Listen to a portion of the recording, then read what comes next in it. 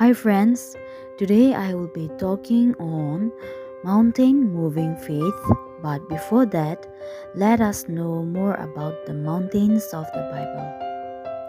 Mountains are mentioned more than 500 times in the Bible because they dotted the landscape where the stories in the Bible take place.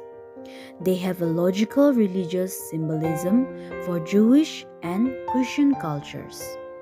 Here are some of the most significant mountains mentioned in the Bible.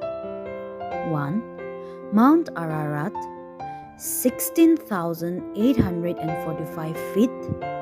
In this mountain, Noah's ark rests after the flood. Genesis chapter 8, verse 1 to 5. Second, Mount Sinai, 7,497 feet. Moses receives the Ten Commandments here in the mountain Sinai, a symbol of God's covenant with Israel. Exodus chapter 19, verses 20 and 24. Third, Mount of Olive, 2,710 feet. Jesus prays here before his arrest and crucifixion. Later, he also ascends from here into heaven. Luke chapter 22, verses 39 to 49. Also in Acts chapter 1, verses 9 to 12. Fourth, Mount Zion, 2,510 feet. In this mountain, David captures the area and it becomes the city of David. Later, the location of Solomon's temple. 2 Samuel chapter 5 verses 1 to 10, also in 1 Kings chapter 8 verse 1. Fifth, Mount of Transfiguration, Mount Tabor, 1,886 feet.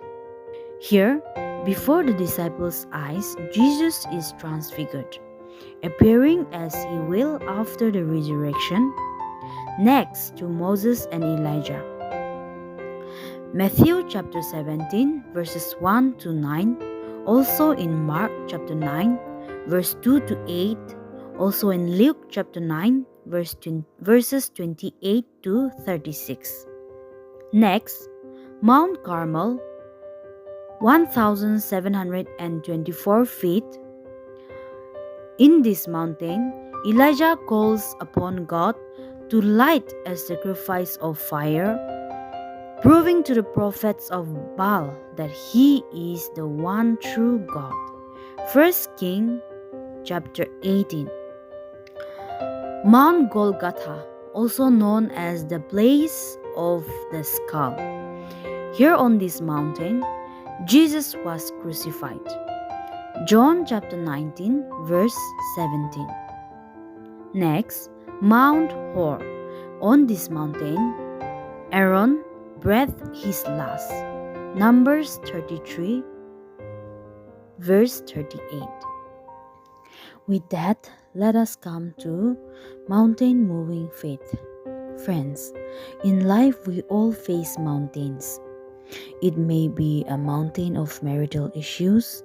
It may be a mountain of finance. It may be a mountain of health problem. It may be a mountain of relationships. The list can go on.